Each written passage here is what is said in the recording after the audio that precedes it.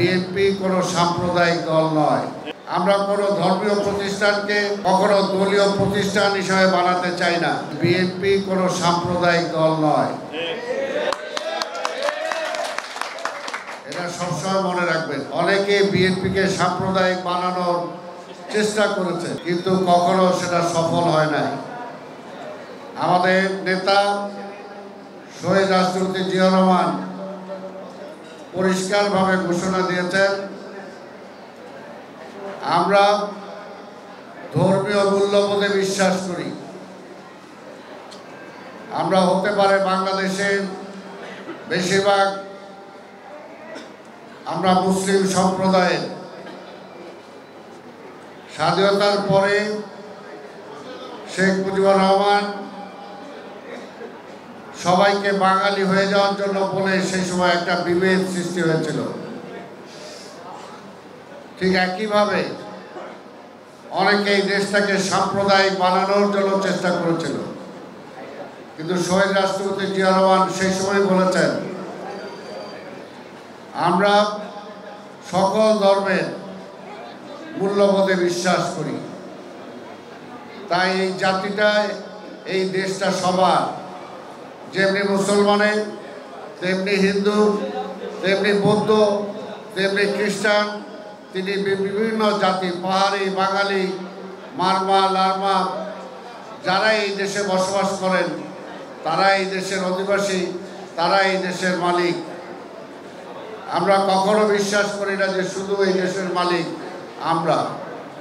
তাই আমরা এই নীতিতে বিশ্বাস করি বিএনপি, এবং করি বলেই গ্লিটারের টুইন লেমন ও অ্যান্টিব্যাকটেরিয়াল ফর্মুলা বাসনকে চকচকে জীবাণুমুক্ত করে আমাদের দেয় গ্লিটার গ্যারান্টি।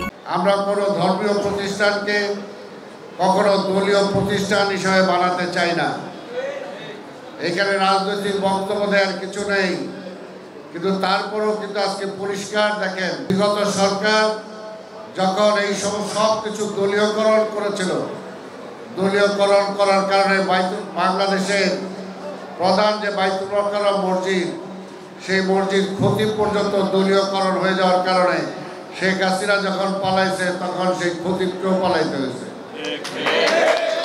এই কারণে আমরা কোনো ধর্মীয় প্রতিষ্ঠান দলীয়করণ হোক সেটা আমরা চাই না। ধর্ম সবার, আর ধর্মীয় প্রতিষ্ঠানগুলো হবে সবার জন্য। এখানে কোনো রাজনীতি হবে না, এখানে কোনো রাজনীতি, বিশেষ কোনো দলের রাজনীতি চর্চা করার কোনো সুযোগ নাই। এখানে আমরা ইহকাল পরকালের জন্য আমরা আল্লাহর কাছে যাব, আপনারা ভগবানের কাছে যাবেন, এটাই তো সবচেয়ে বড় কথা। আর আরেকটি হলো, আপনাদেরকে বলতে চাই, যেটা পরিষ্কারভাবে আপনারা নিজেরা অনুধাবন করেন, এই দেশটা আপনার। অনেকে যারা মনে করেন যে পার্শ্ববর্তী দেশ সীমান্ত অতিক্রম করে গেলে সেই দেশটা ধর্মের কারণে হয়তো আপনার দেশ, কিন্তু না, সেখানে যদি আপনি যান, সেখানে সেকেন্ড ক্লাস সিটিজেন হবেন আপনি। সেখানে কোনো প্রধান নাগরিক আপনি হতে পারবেন না কোনোদিনও।